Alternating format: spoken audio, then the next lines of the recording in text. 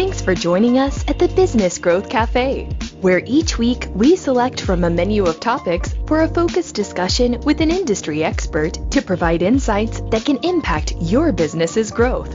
With your host, Angelo Ponzi. Hi, I'm Angelo Ponzi, your host here at the Business Growth Cafe, and thank you for joining me today. When you're working for the man, right, you got that full-time job. Every couple of weeks, you're waiting for what? Your paycheck. But the last thing you want is to have it screwed up, frankly. Wrong taxes taken out, contributions to the 401k, or it's late, or many other numerous things, if you will, that could go wrong. But not necessarily on your end, it's on your employer's end. And that's really one of the things that, as a small business, medium-sized business, startup, is your payroll services. Now, whether you do it in-house, which I've tried to do before, and frankly, what seemed like a simple task was very, very confusing.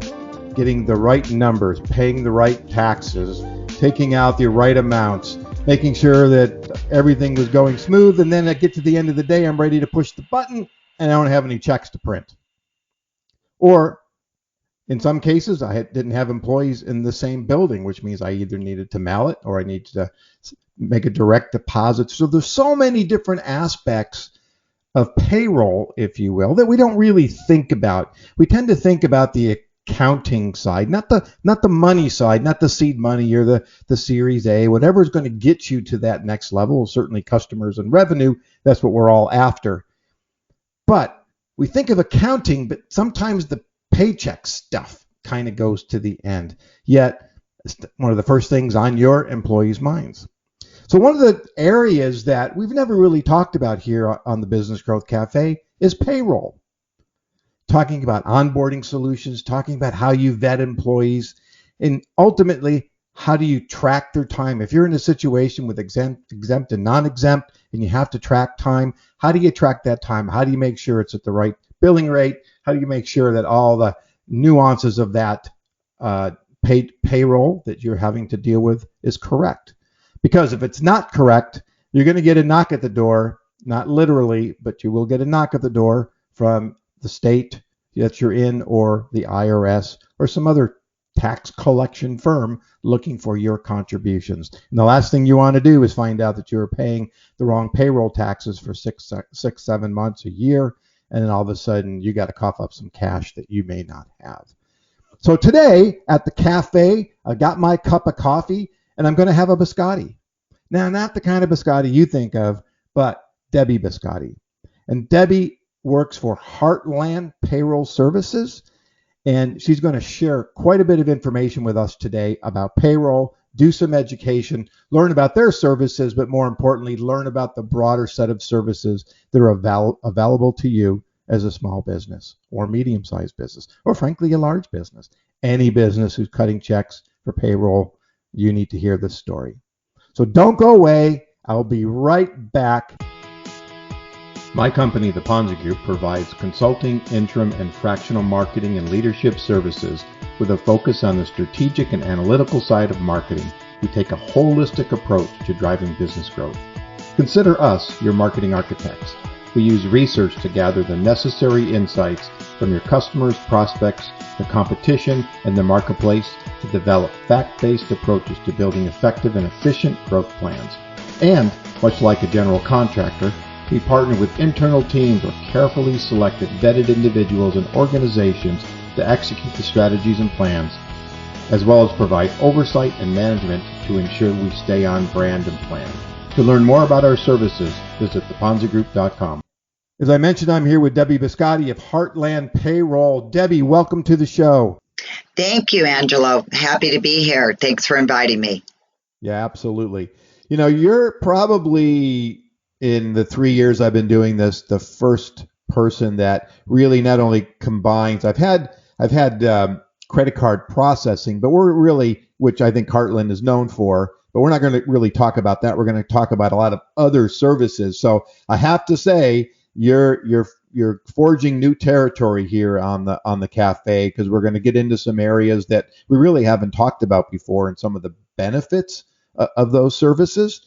and why people use them or don't use them, and whether they're Heartland or just in general. But before we get too far down the road, why don't you take a few minutes, tell the audience about you and your business so we can have things in context as we go forward. Sure. Well, I'm a outside sales rep for Heartland. I've been with Heartland Payroll for 10 years, and I bring about 29 years of experience. And I love working for Heartland basically because their customer service is amazing. That's what people are looking for. And I love a company that supports me with their team of what I tell my clients that they'll experience. Okay. Now there's other Heartland people. You're not like the only person out there. So are you like a franchisee of the organization and you have your own territory, or are you actually employed by the organization? I am actually employed by Heartland as an employee, and we kind of have open territories because we're relationship based. We can go basically wherever we develop a relationship nationwide. Okay. All right. But part of this is about you growing your business, of course, and building out your book of business. So I look at that as your own business, even though you're part of a big organization, right? Because Correct. You just can't ride on their coattails and get that paycheck every week and not Absolutely without producing. not. Absolutely not. Yeah. So when you think about growing your book of business, what keeps you up at night? Probably because we are so relationship based, so you understand the way we're paid versus other payroll companies. They're all paid pretty much salary plus commission. And with Heartland, I gave up my salary of many years at another company and went straight commission plus residual. So with that residual, I'm always wanting to make sure every minute of the day that my clients are taken care of, that they're getting everything that they need, and that I'm making sure I keep them updated with all our other services to just help to streamline their processes every day and keep them profitable and productive. So it's kind of a juggling act with different types of businesses that I'm helping, from brand new to very large and very complex. So that's probably what I think about at night, is to make sure they're getting everything they need and that I can be that successful link to Heartland and be their quarterback to make sure everything is taken care of for them. Okay, well, that makes more sense. You describe yourself as a kind of a relationship manager. I think either I heard that or I know that or I dreamt that. I'm not sure which, but it really is about nurturing that relationship, especially in the residual area, because it's not a one and done. A new customer to you could last for years. Right. We're paid for the life of our client.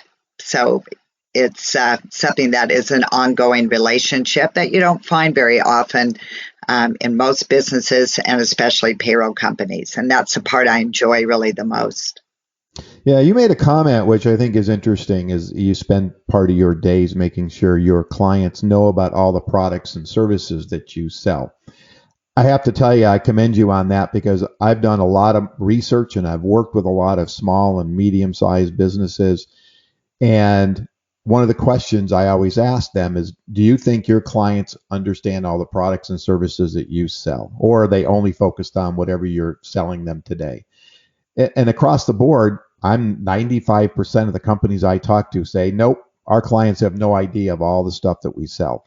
So to me, from a strategy standpoint, that's the low-hanging fruit, right? Just to kind of figure out what other services you currently have to broaden out the revenue from a current client. So, I mean, that really gets back to that relationship and making sure that you're digging into the kind of the functionality of the company and their needs and how your solutions can help them.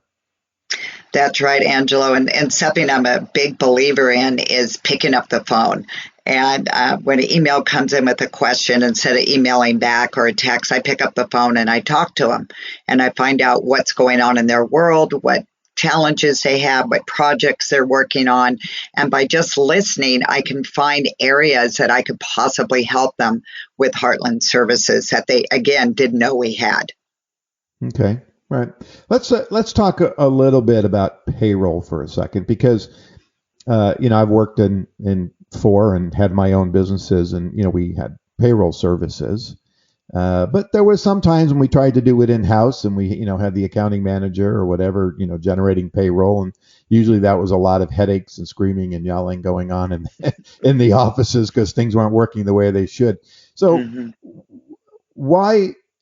What's the advantages of working with an external company from a payroll standpoint versus trying to do it inside? Great question. Well, they say that one of the smartest things, and I think you just described why, that a company can do is outsource their payroll. It's very affordable, and the biggest problem is liability, tax liability, to make sure the taxes to each of the federal and state agencies are done correctly and timely, and of course that the employees are paid timely and correctly. These liabilities, it's just not worth doing it in-house. In fact, most of my CPAs, we do have great relationships and referral partners. Their clients ask them, can you do my payroll? And they said, absolutely not. We don't do payroll here. Yeah. We outsource it to Heartland because of the liability. It's hard to keep up with all the laws and tax rules, and especially with COVID, all the new tax credits and things that you have to provide to your employees through the pandemic, or any time that's different than just the norm. And this has been a very different year where we've had to really provide an extra level and layer to our clients to help them through the COVID when they're laying off or having to try to collect some credit through the government and need those payroll reports to help them. Okay. Did you guys get involved in the PPP stuff? And Yes. Another service that probably people don't know about is that we do have a Heartland loan service. And with that, we were doing SBA loans and loans for equipment from $5,000 to $5 million.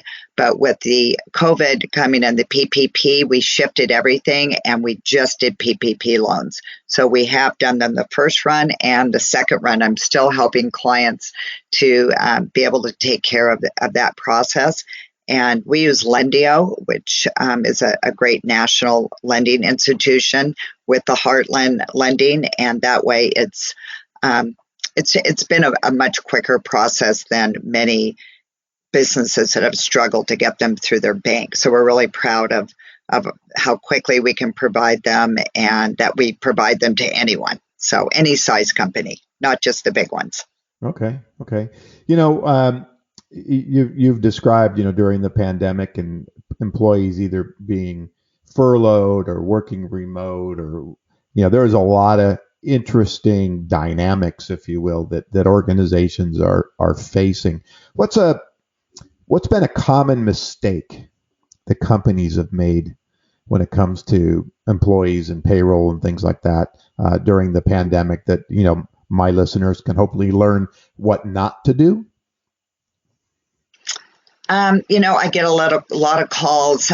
Do I have to pay them if they think they have COVID, or their grandmother's sick and they visited the grandmother to take care of them, so they think because she has COVID they're automatically now exposed, and they don't know how to pay them, how to track it on their check stub. They're just lost, basically. So some of them called me and said, well, I told them they had to give me a note. They had to go take a test. I didn't pay them for that time. And you do have to pay them only if they were on the job and then they were exposed to COVID, where others you do not have to pay. So there's so many different situations of an employee bringing the COVID to work, not knowing it, versus going for the weekend for a get-together and finding out they were exposed. And they just really don't know what to do because they don't want to get their other employees sick, yet they still need that employee. So they're trying to figure out how to allow them to work from home. And if that isn't available, then sometimes, especially restaurants, would have to lay them off. And they just need help every step of the way. There's so many different scenarios, Angelo. It's knowledge. They just don't know. So that's where our Heartland team can help them. Really navigating the road. One of the things that came up in another meeting I was in, and we got talking about not only remote workers, but I think the term they've been labeled as, I'll call them RV workers, that are actually moving from state to state, and now you're dealing with multi-state tax issues and employee tax. Is that surfaced in your world? Yes. A lot of companies, I can think of a veterinarian company that has their payroll with us, and everyone was in California, and they decided really because everyone was doing so much from home to put ads out there and hire people to answer the phones, because it's quite a large veterinarian hospital, to do marketing for them. And they did not know that they needed a different state ID for each of those states. And they actually had 11 states that they had no idea. They thought it could be under California because that's where their business was, in California. And that isn't true. It's where that employee lives and they work from home. We need to have a state ID. So that was some cleanup work to go back and help them and fix some quarterly returns because, we didn't know that's what she had done. Right. Well, I think that's, and again, it surprised me when I first heard that in that meeting, and it was brought up by a CPA, and was like, I would have never, frankly, thought about that. And I'm sure a lot of the listeners who, and I know some of them have been traveling around the country and doing work on a remote basis, that they need to pay attention to those kinds of issues that you don't think about, but sooner or later, it all catches up. They'll be knocking at the door, baby. Give me my money. Give me my money. That's right. States are looking for the money. So as we start to see people getting back to work, and one of the areas that I always look and think about when you're bringing a new employee on is making sure they're vetted properly, making sure they're onboarded properly, because it costs, depending on where they are, but it costs money to identify, to vet, and bring somebody on, to train, only to have them leave 90 days into it. It's a hit to the organization, not only financially, but certainly from an operational standpoint, especially if they're senior leaders and they, VP of marketing, CMO. If your CMO just quit, by the way, give me a call. We can work out a fractional deal. But if somebody bails on you, it's a huge impact. Mm-hmm. So one of the things I noticed in doing some research on this meeting is you have onboarding solutions. And so what is how do you manage a typical onboarding, and why are you different than maybe other folks that do onboarding? That's a great question. So again, with the pandemic, a lot of companies are hiring back employees or looking for new ones. Many of the employees have decided to go in a different direction with their career, or just have reasons that they're not going to be coming back. So the most important thing is finding the right person. And then once you do find them, to make sure that you onboard them correctly and that you cover all the areas to make sure that is legally done. So where I can begin is with Heartland Hire, which is our job search. And what makes Heartland really unique is a one sign-in when they go into Heartland for payroll, for HR, and whatever they need. But the Heartland Hire, when they go in, they can create that job description, and then they put it on their website. They can put it on Indeed, LinkedIn, if some of that we include Facebook, Glassdoor, or they can just take that link and put it anywhere they want. Even on a poster, they can actually print off and put in front of their retail restaurant or retail that they're looking for employees. So with that, they're able to, instead of having an email coming from 6 different places saying, oh, you have someone that's interested and has application. It's all on one dashboard. So as they open up Heartland Hire, they'll see all those applications coming in, and they can start then kind of interviewing and going through that process of weeding out the employees that they think they'd like to meet in person. And the reason I really like our Heartland Hire is that you can actually ask questions to the applicant where they can take their phone and you could ask, why are you a good asset? Why would you be good for our company? And they can simply pick up the phone and talk and say, well, I've been in your industry for 10 years. I love people. I really love your product. Let's say it's a veterinarian, someone trying to get assistance. I love animals. I've worked with rescues. So they're like, oh, well, that's good history. And I like the way this person sounds and looks, whatever they're basing what a good team addition would be for their company. And with that, if you have 25 applications and you can weed it kind of out to 5 that you think are the best, that saves a lot of time versus paper applications where you're just kind of trying to figure out who even to begin to talk to. And once you do interview, if you have multi-managers that also, like you say, I really like this person, and John, I'd like you to also talk to Susan, this applicant. They can rate them 1 to 5. They can put their notes in and then pass it over to the manager, then to also do the interview over the phone, over video, whatever they want to use in our Heartland Hire. And then once that employee is possibly called in or over the phone hired, they click a button and all the hiring forms are sent to that employee that they can fill out on their smartphone, iPad, computer. They will take a picture of their check for direct deposit. They'll sign the handbook.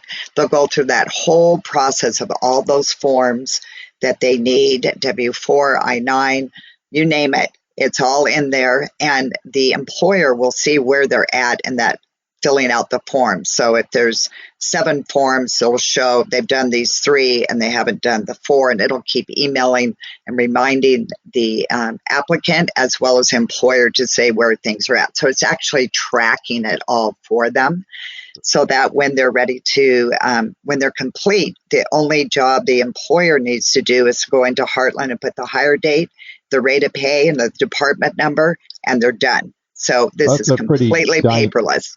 It's a pretty dynamic system and streamlining, because and more is going digital. I mean, my sons that are now in the workforce, I remember them telling me they were doing video interviews and not having to fly anywhere and just sending everything digital. So yeah, I mean, it is a time savings, but the ability to track. And I even remember just going from interview to interview in the same building, talking to different people, but they're back to back. So there was no way that the first guy was telling the second person, what was happening. So it was, this kind of strange dynamic. And there was this was about, 10 years ago, I was going back corporate side, and I had 9 interviews with this company. First, it was, through the HR folks, and then it got expanded, and then they put me in front of, who would have been my boss, and they brought me back in and put me in front of the VP, and then they brought me in the team that I was going to manage. It just went on forever, and I always kind of wondered how they were keeping track of all the details, because I didn't see the CEO taking a whole lot of notes on me, kind of thing. So this sounds pretty cool. And I think it becomes more and more important as we head into this kind of term, and I debate with people on how they use it, but this digital transformation, that everything is it's evolving in companies, especially small companies, because that takes up a lot of time if you're constantly vetting it. One of the credit card processing companies I was the chief strategy officer for, I had 9 people in my talent acquisition group plus the HR group. And, every day they were just on the phone doing recruiting, doing evaluating, and I was pretty paper driven until we brought in some technology.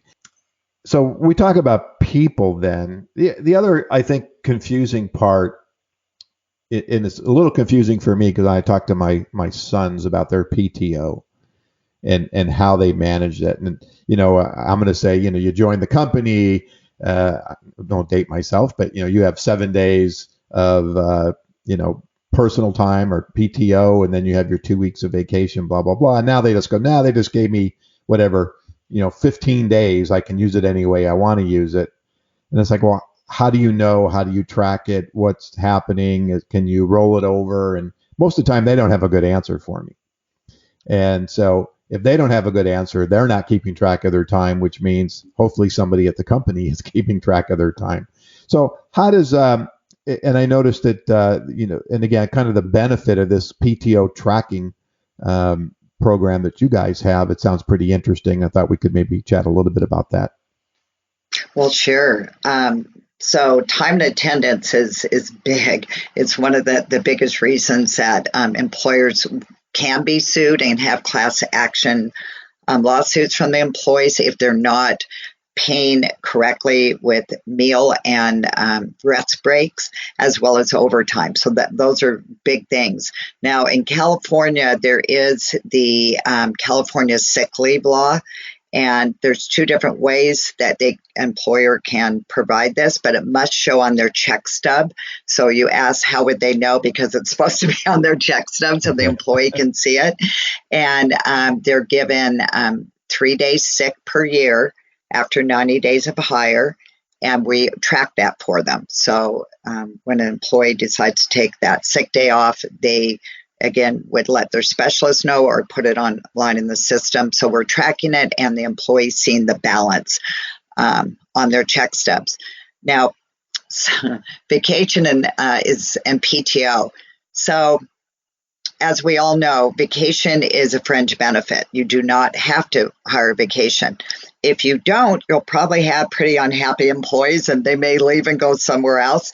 But there are labor laws that protect maybe giving some employees vacation and some not. So you really, once you have your handbook and you really establish your PTO or vacation sick policy versus your part-time versus your full-time and so forth, that's something that we can also help to navigate for our employers so that we are tracking it on reports for them, as well as a time and attendance system where the employees can actually request the time off and the managers can see the whole calendar for the year of who has been approved and who hasn't. But I want to interrupt for a second. So sure. Is the change gone from vacation and sick days to this kind of bucket of PTO just to avoid people saying, well, he got vacation and I didn't get vacation, or he got 3 weeks, I got 2 weeks? Well, the tricky part is if an employer has employees in California, you have to break it out. You can't bundle it in there. You have to show the California sick leave. So most companies, I have seen a trend of combining the vacation and sick, just like, hey, it doesn't matter. Let's just put it together. So we're not saying, oh, were you really sick and this is a time off. I'd say 50% of my clients before the California sick leave came did it that way. But it's important to track it and do it correctly. And honestly, a lot of payroll companies have a hard time doing that correctly. It's all in the setup. It has to be set up correctly because then the system takes it from there and it knows, like you said, with your sons, is it going to roll over? Is it use it or lose it? How does it work? So all of that policy should be in their handbook, which the employee signs, and then our company follows that in the system. It's just programmed.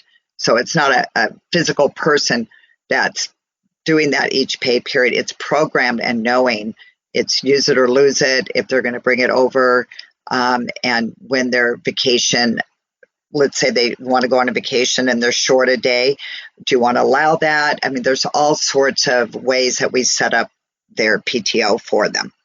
Well, I think it's important, for the employee or the employer really to manage that, because it can get hairy and get out of control very quickly. I know that a friend of mine, had, I forget, 2 weeks off every year, 3 weeks off every year.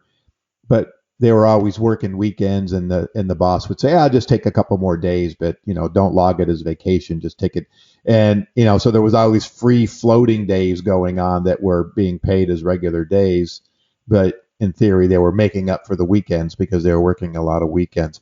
Tell me, give me an example of I'll call it a success story, but then I also want to hear about one, because I'm sure there is, that didn't go so well.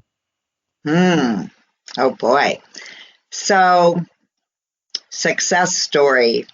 I'll have to say it was a company with 50 employees that were doing payroll in-house. And with that, they weren't offering direct deposit. They didn't really track their vacation. It was loosey-goosey. Oh, we're all like family here. And one day, they actually got sued. And with that, the CPA referred me to come in, and they were very old school, really like control. They like to run payroll the same day they want the checks. Okay, so it was a construction company. So we do have a solution for them, and they were very surprised. And I guess they didn't know what they don't know, but they can actually process payroll on a Friday and print their own checks. We give them the Heartland bank stock, and they were able to print those, laser signed, and hand those out to the employees, which that's the first step to get them started. They're very, very happy that they could keep that control. And then we just slowly added the direct deposit in and said, well, if you want to do that, then you'll run 2 days before. And they said, well, yeah, we're tired of, printing the checks and handing them out. We want to streamline. So it was just a process. And I'll tell you, after the year, when I slowly added more services, got them set up on the Heartland time and attendance and the onboarding, because they really started growing in construction. They were so happy that they outsourced. I think it's just scary. Change is scary. Loss of control is scary. But when they look back, they're like, I'm so happy. I never have to worry about my taxes being paid, that I can really control the way I do payroll still, because Heartland's so flexible. And we would do it the way they needed to do it. And they were very happy about that. And they're a great referral source to us now.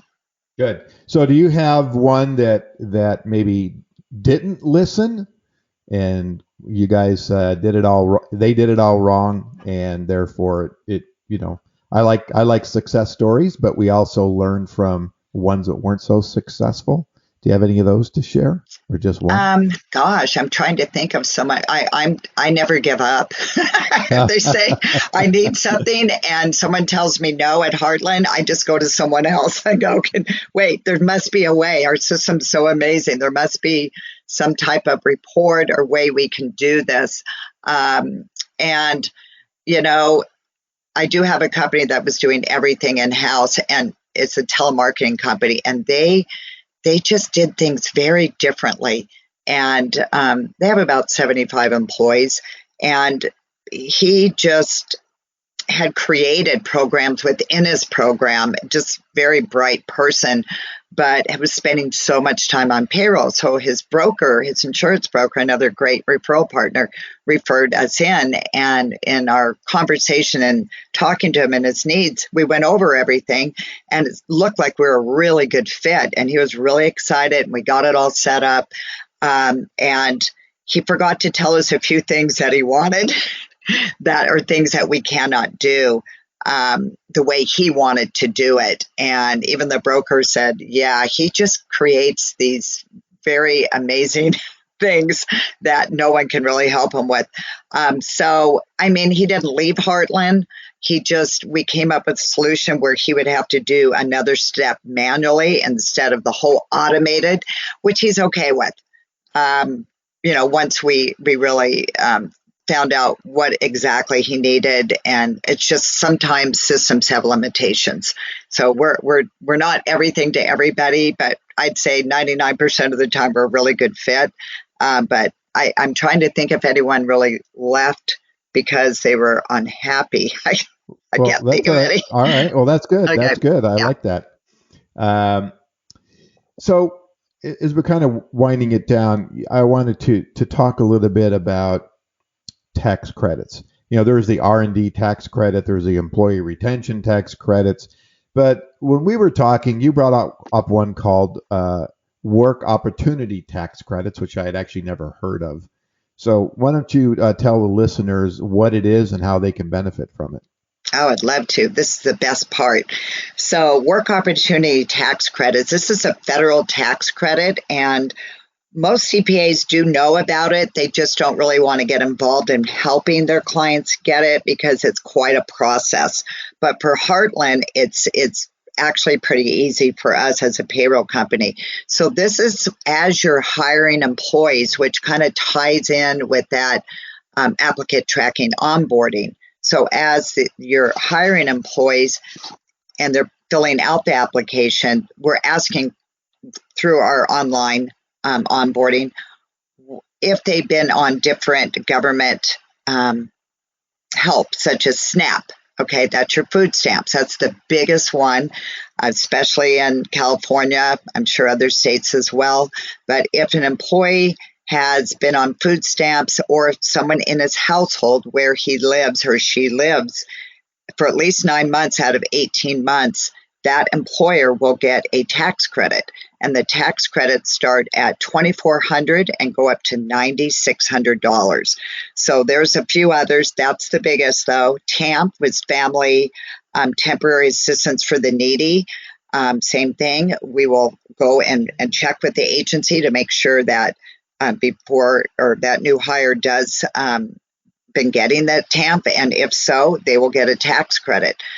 Another one is SSIs. Within 60 days of hire, if they're getting supplemental security assistance, they'll get tax credit. Long-term unemployed, starting at 4 weeks to 6 months in the year, you'll get a tax credit. Convicts, veterans, disabled at least 6 months in the year before you hired them. So there's so many areas where many employers had no idea they're leaving all that money on the table, where as we go to the agency and find out if it is true or false, and we let the client know, then we'll track that and we'll be able to provide all the forms at the end of the year with their W-2 and year-end package to provide to the CPA. It's completely done for them. They just fill in on the employer's corporate taxes, and they can spread that tax credit. Let's say it's $10,000, $20,000 over 10 years. So a lot of people have write-offs this year, right? With 2020 with the COVID, but maybe they can use part of it and then keep using it throughout the years. So by not utilizing it, really, they're just leaving that work opportunity tax credit, all that money on the table. Well, that's really interesting. Yeah, because I've been dealing with the R&D and employee retention for some of my clients. Not that I'm doing it, but have given out some referrals to folks through. But this was a new one on me, and it sounds pretty valuable and something that people should look into. So we're kind of winding down a little bit, and so if you could give 2 or 3 tips, not that you see with businesses that companies should pay attention to, and we'll take Heartland out of the equation this time, but you as a business person talking to someone like me, what are 2 or 3 tips would you give me that are important to pay attention to when it comes to either payroll or onboarding or the PTO or work opportunity? What guidance would you give me as a small business? So yes, Angelo, so if you were a small startup business or just, starting to grow, I think the most important is to track the hours correctly to protect yourself, have those employees sign a time card or electronically that you have that proof, and make sure you do pay them correctly. Don't cut corners. Make sure you provide your meal breaks and your rest breaks, and you do pay the overtime. The story you told of working weekends and then make it up later, that could be a problem, because those weekends were overtime. And unless they are exempt from overtime, meaning they make a certain salary per year, you really can't do that. That could backfire. So that would be probably number one. would be to track your employees' time correctly. The second would be, as you're hiring employees, really find a way that you can do it more paperlessly. You do have to keep all applications for 12 months. That's the law. That's a lot of paper. So if you would find a way to streamline hiring and searching for those employees, and if you have to go back in 3 months, that you still have all that information with all your notes, with all, the way you rated that employee, that you could go back just to streamline that process. I think you said earlier how time consuming that can be, and vetting out and interviewing so many applicants. And so if you can streamline that process, it'll save you a lot of time, so you can be more productive.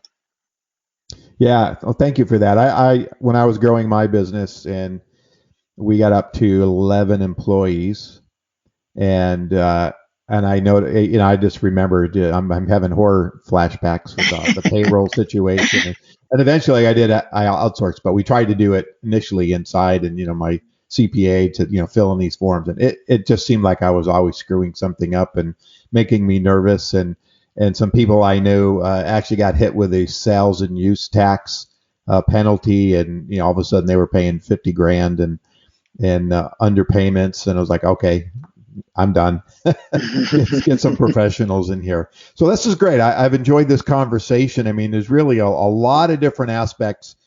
I mean, for your business, but in general, for people to think about that there's a lot of support. And, I always talk about working in versus on your business. And so many times business leaders especially in small business, we get mired in the day-to-day working on all the little things. We don't have time to really be strategic and think. And so, there seems like a lot of cost-effective solutions that you and your company offer. Yes, thank you so much. Yeah. That's our goal. That's the goal. That's the goal. Make it simple and easy. Correct. I like that. So why don't you tell the listeners how they can reach you and your contact information and all that good stuff. Okay, great. So again, my name is Debbie Biscotti, like the biscotti cookie. That's how people remember my last name. And I can be reached at 949-943-9446. That's my direct line.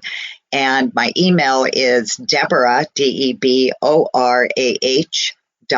.Biscotti, like the cookie, B as in boy, ISCOTTI at Heartland.us. And that's heart, like your heartbeat, LAND.us.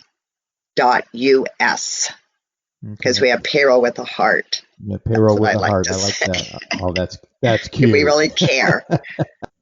Debbie, I want to thank you so much for being here with me at the cafe today. That was a very educational conversation, and I know my listeners are going to benefit from it. And thank you, my listeners, for showing up today and listening to this conversation. And really, it was an education in payroll and onboarding and employee tracking and payroll tax credits and work opportunity tax credits and all those things that can help your business be successful. And if you listen to this show, we can also help your business be successful. We share a lot of great content, advice from a wide variety of guests. So if you're a subscriber, thank you very much. If you're new to the show, I encourage you to subscribe. I encourage all of you to tell other people about the show so you can benefit and they can benefit from this great content.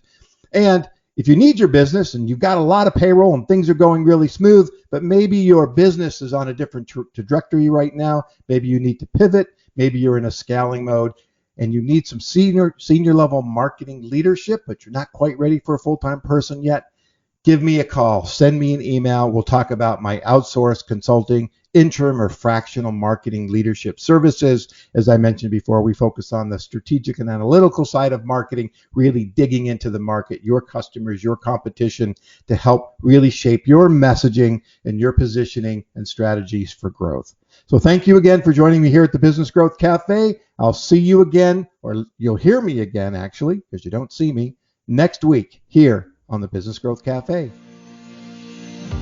Thank you for listening to today's discussion at the Business Growth Cafe with your host, Angelo Ponzi. Take a moment to subscribe to this podcast and visit our website at www.businessgrowthcafe.com. Read Angelo Ponzi's blogs at www.theponzigroup.com.